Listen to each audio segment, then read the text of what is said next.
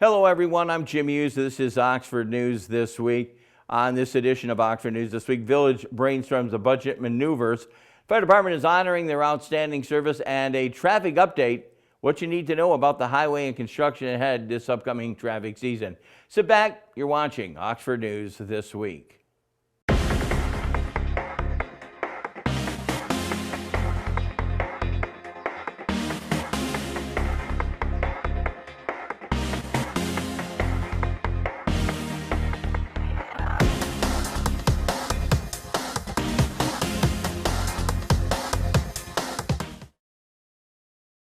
The Oxford Village Council and Downtown Development Authority held a special meeting to work on brainstorming budget maneuvers late last month. First, the two groups discussed the budget, cost sharing overall, and including a process of the DDA using to produce and present its budget to the Village Council for approval. When the Village Council had its budget workshop in 2024, council members said they thought the village should receive more cost recovery funds from the DDA for maintenance and other expenses.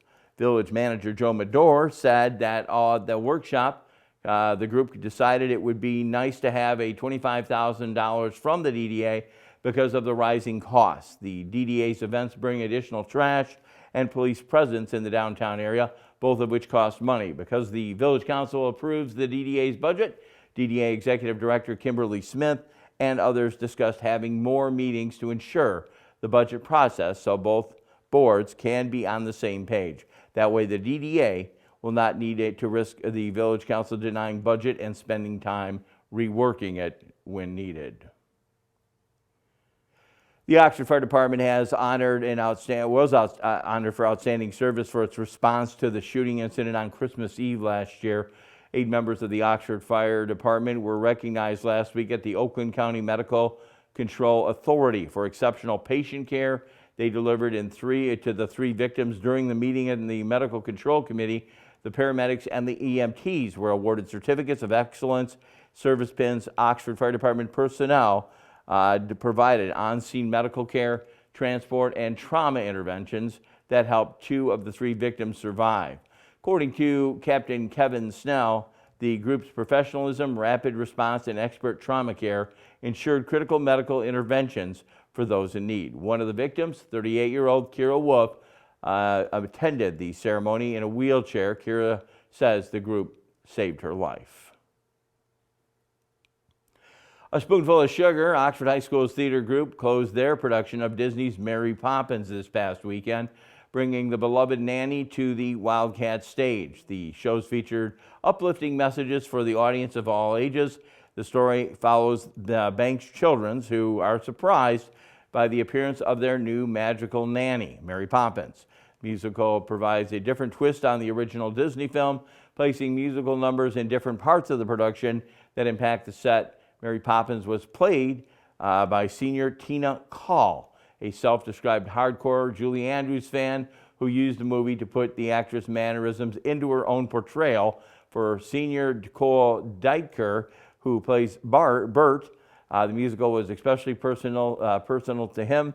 He performed another Oxford High School production, Mary Poppins, 9 years ago, alongside his sister. More than 100 students made up the cast and crew of this year's musical. Congratulations on the wonderful run to all the talented team in that musical performance. Oxford is one of the several communities set to receive funding through the Michigan's Rural Readiness Grant program created by Governor Gretchen Whitmer and the Michigan Department of Labor and Economic Authority's Office for Rural Prosperity. The program is designed to help rural communities build capacity, drive economic development, and improve quality of life for residents. The grant will award $1.3 million to businesses and organizations to provide critical resources to communities that face unique economic challenges. The Rural Readiness Grant program will focus on key areas such as business development, broadband expansion, housing, workforce training, health, and other initiatives to support long-term prosperity. The Oxford 4-County Community Foundation will receive $50,000 from the program to provide and support the grant writing activities. The foundation has been given the communities, including Oxford, over $8 million in grant money since it was established back in 1987.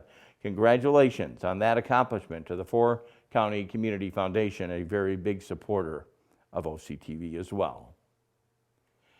Grand Blanc High School was placed on lockdown after an alleged threat from the unknown suspect caller. The school had heavy police presence last month around the start of the classes in the morning. Immediately after the threat, authorities placed both the east and west campuses of Grand Blanc High School in lockdown.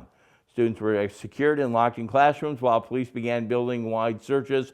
The search team included a law enforcement from the K-9 unit trained to sniff out explosives from several area police agencies.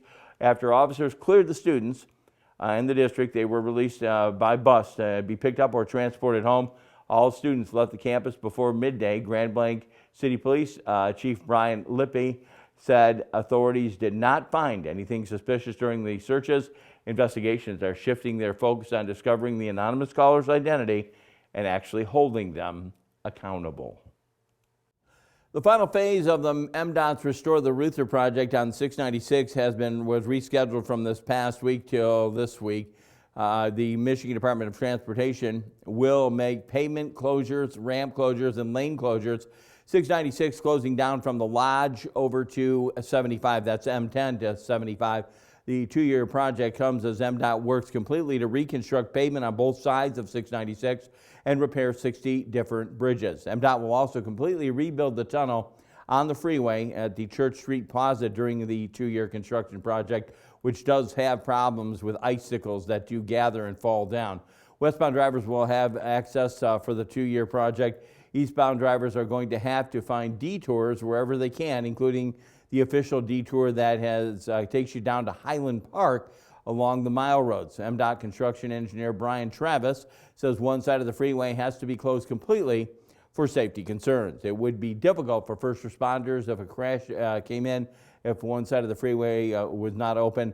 The project is expected to wrap up in the fall of 2027 when the crews will finish that median reconstruction. Speaking of highways, research from the Click on Detroit team has identified 4 one-mile-long stretches along I-75 that are hot spots where crashes happen.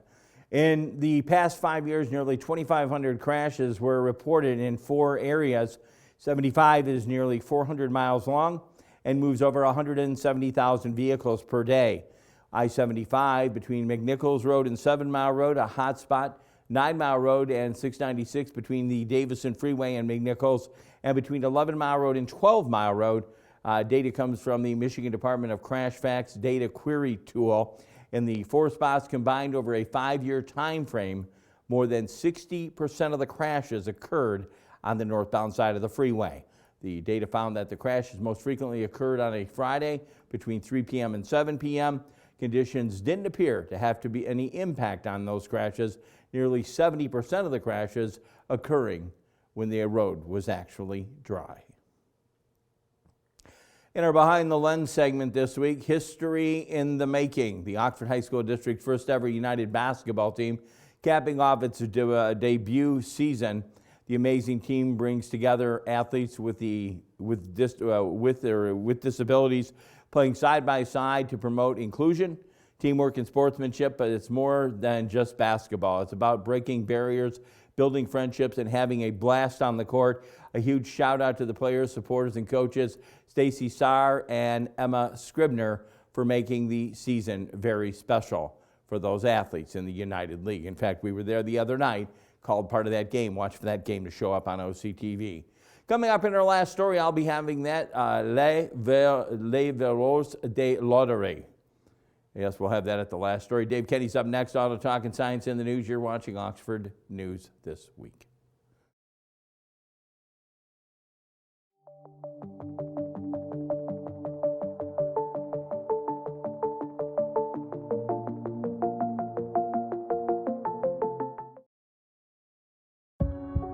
One in every 500 African Americans in the U.S. suffers from sickle cell disease. 1 in 3 African American blood donors is a match for patients with sickle cell.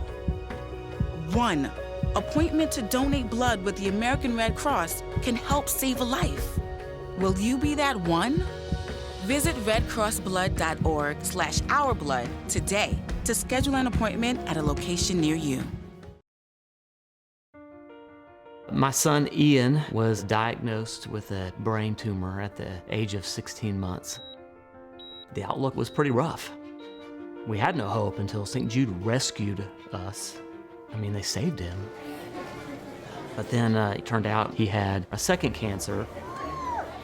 To this date, we are 12 years into this journey, and from day one, we've never once seen a bill. It gave us the peace of mind to know that we're there with our son, and we're gonna beat cancer together. Now, he is doing really, really well.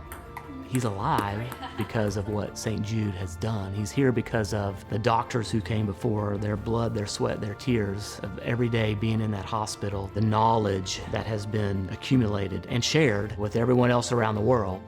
This is how we get rid of this, how we help kids beat cancer all over. It's the future.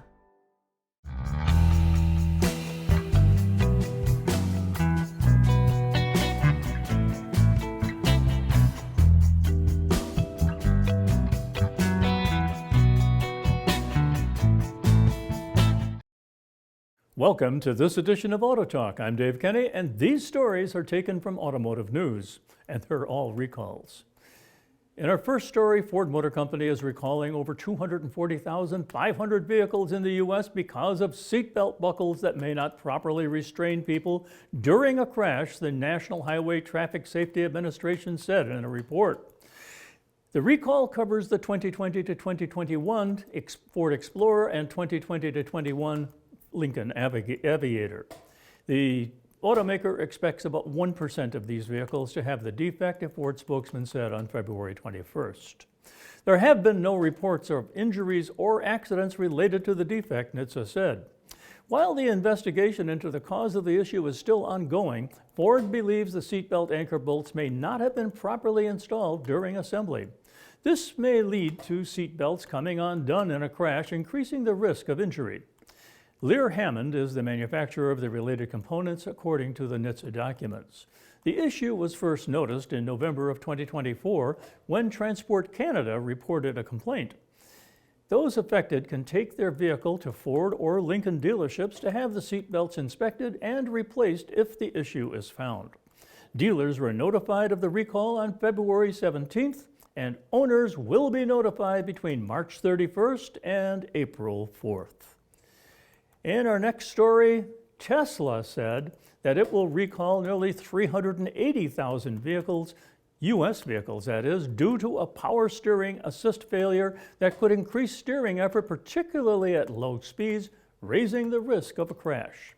In a filing made public February 21st, Tesla said some 2023 Model 3 sedans and Model Y crossovers, which run on older software, may experience an over-voltage breakdown, potentially overstressing motor drive components on the printed circuit board.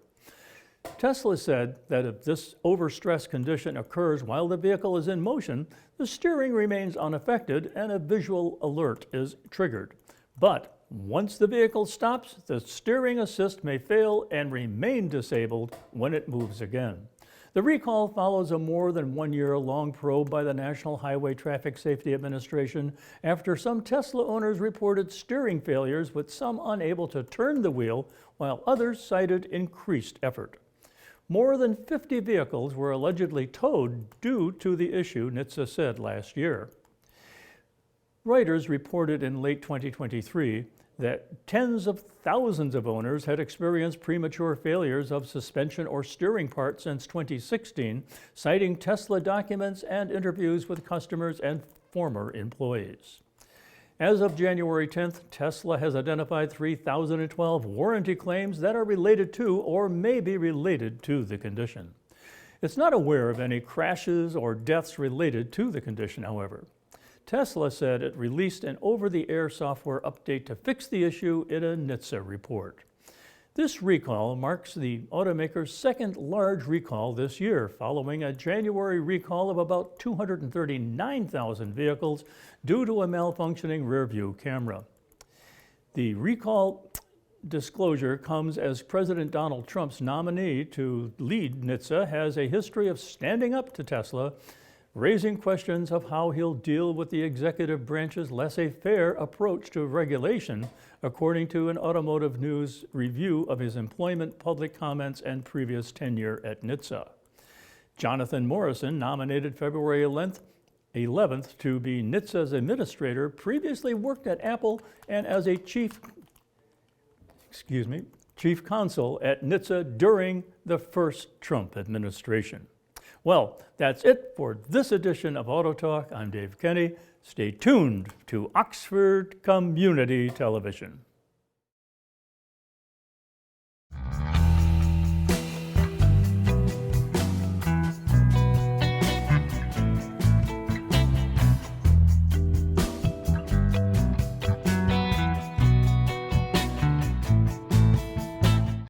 Hi, I'm Peyton Manning, and I'm partnering with the American Red Cross this year to tackle blood shortages. Giving blood's important because every 2 seconds, someone actually needs blood, and unfortunately, only like 3% of the U.S. population donates. So we have to step up to give and to make sure there's plenty of blood available for those in need. Visit redcrossblood.org to get in the game and make an appointment to give.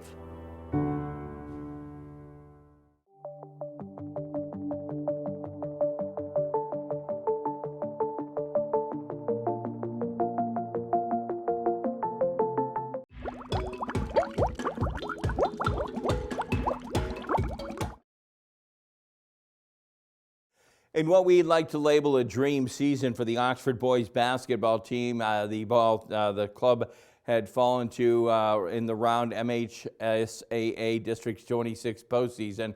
The team was defeated by Davison in the district semifinal.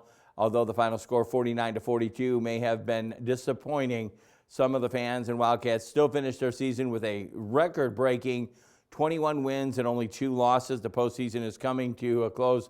Ongoing Oxford teams, the Holly Oxford varsity skiers traveled to Nub's Knob state finals last week. They competed on one-on-one with most technical, steepest slopes in the Midwest. Junior Finley DeCover finished 5th place overall in the giant slalom, and the North Oakland Eagles hockey team season finished at 10-2 loss against Davison in the regional semifinals. Finally, the Oxford boys bowling team advancing onto the MHSAA team state finals after finishing 2nd at regionals. The Oxford is sending 3 individual qualifying bowlers to the individual state finals. Congratulations to all the teams on the season. Well done. Good luck on those student athletes doing their competitions this year. The spring sports season is just about a week away. Tryouts for all spring sports are set to take place. Track and field is the only sport without a tryout process. Athletes are welcome to show up for the practice on Monday coming up. Well, actually, that was Monday. You can still contact your sports team. Participating spring sports athletes must register. Again, that is March 10th. Yes, that March 10th is when you want to show up to your respective team. Prize each year, the school year Oxford students require a new physical form to participate in the upcoming season. This week's girls soccer head coach Gabby Shiver hosting a pre-tryout player meeting to discuss exceptions and answer athletes' questions. The rest of the girls' sports include softball, tennis, lacrosse. The boys' player meeting has passed for baseball, and the students can still reach to head coach Dave Herrick at dave.herrick@oxfordschools.org. The other boys' sports are golf and lacrosse. For more information about the tryout dates, locations, registration, you can go to their website at oxfordstrongathletics.org. Once again, you need to log on and get the physical form before you can participate in any of our sports. Dave Kenny has one more segment coming up. In our last story, Les Volats de Lotterie. We'll have that as the last story, and I'll close this newscast out. You're watching Oxford News This Week. What is dementia? Is it the same as Alzheimer's? What is vascular dementia, Lewy body, FTD, TBI, and CTE? If someone has memory loss, does that mean they have dementia? Millions of Americans ask these questions every day. I did too, and I learned. My wife Ginny developed dementia. I didn't know what to do or what was coming next. I'm Kevin Jameson, volunteer and president of the Dementia Society of America. I'm excited to offer you a free guide to understanding dementia. It's filled with facts about dementia, care planning, how doctors can help, and ways to keep your brain as healthy as possible.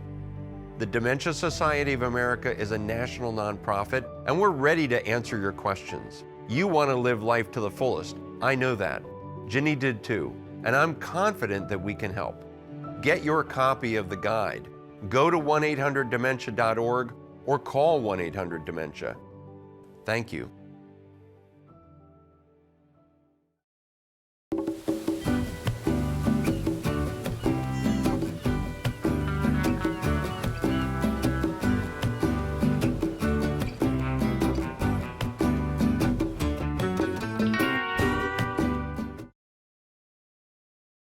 Hi, I'm Peyton Manning, and I'm partnering with the American Red Cross this year to tackle blood shortages. Giving blood's important because every 2 seconds, someone actually needs blood, and unfortunately, only like 3% of the U.S. population donates. So we have to step up to give and to make sure there's plenty of blood available for those in need. Visit redcrossblood.org to get in the game and make an appointment to give.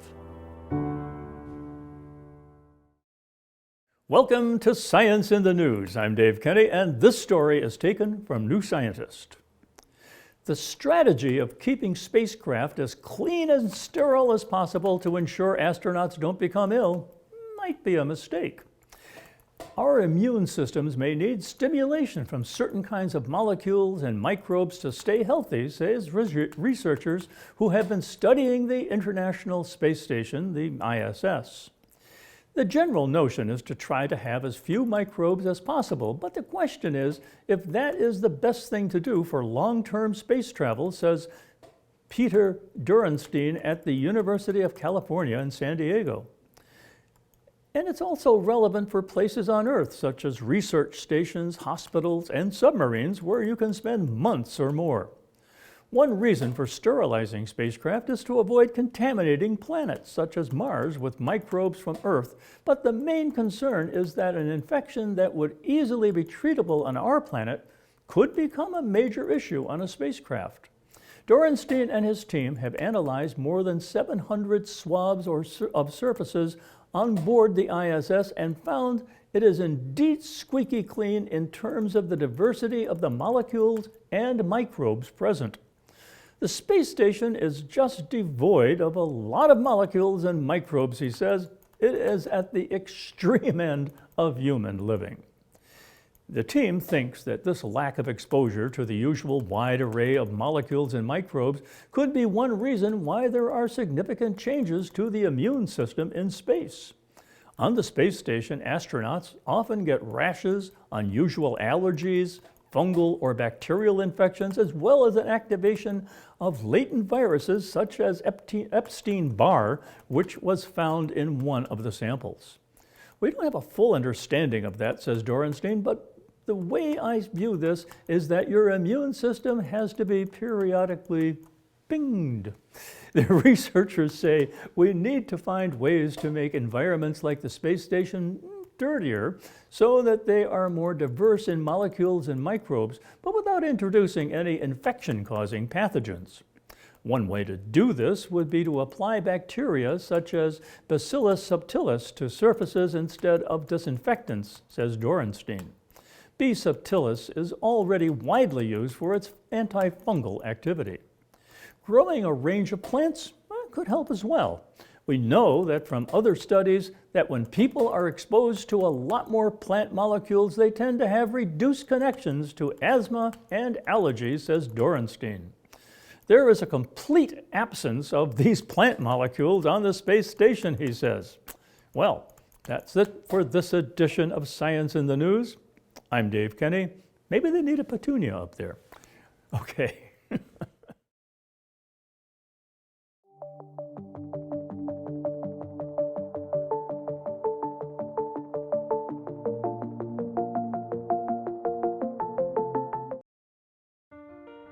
My son Ian was diagnosed with a brain tumor at the age of 16 months. The outlook was pretty rough. We had no hope until St. Jude rescued us. I mean, they saved him. But then it turned out he had a second cancer. To this date, we are 12 years into this journey, and from day one, we've never once seen a bill. It gave us the peace of mind to know that we're there with our son, and we're gonna beat cancer together. Now, he is doing really, really well. He's alive because of what St. Jude has done. He's here because of the doctors who came before, their blood, their sweat, their tears, of every day being in that hospital, the knowledge that has been accumulated and shared with everyone else around the world. This is how we get rid of this, how we help kids beat cancer all over. It's the future. Military families often sacrifice precious time away from loved ones while serving our country. And for those with children, the separation can be especially difficult. We were worried that with him leaving, that she would lose those connections with her dad. Some of life's best moments happen between parents, children, and the pages of a good book. United Through Reading provides that connection. You can watch your mom or dad read a book to you, and it almost feels like they're really there.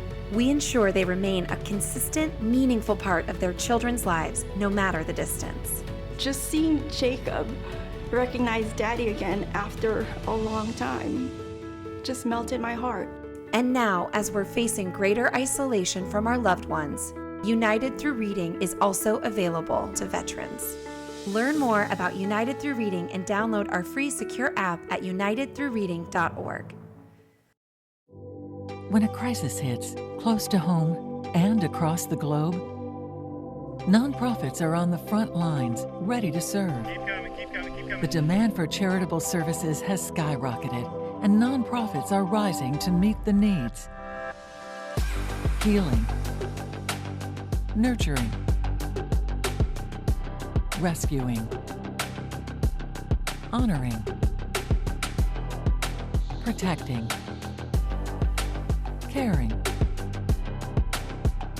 inspiring. The work of philanthropic organizations of all sizes, across all missions, has never been more important. And it's donors and volunteers like you who make all this possible. Thank you. Together, we change the world. The Nonprofit Alliance.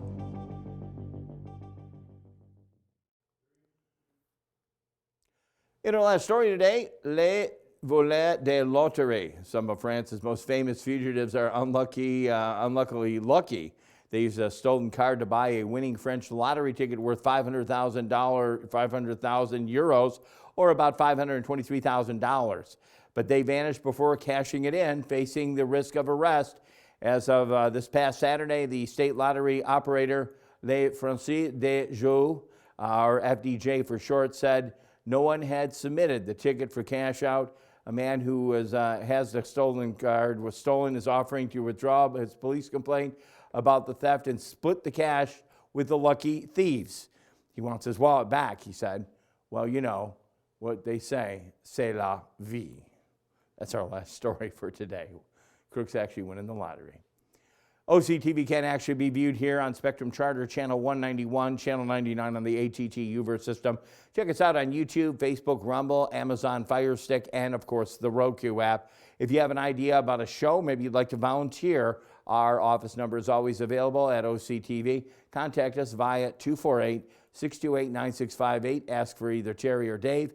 A very special thank you, a producer-director who does it all for us here. He's a man of many talents, Kyle Snage. News writer extraordinaire, she writes it, I read it, Allison Miller. Station manager, Terry Stiles. For everyone right here at OCTV, I'm Jim Hughes, hoping you have a safe and pleasant week. I invite you back next time when, again, we will take a look at Oxford News This Week. Have a great week, everyone.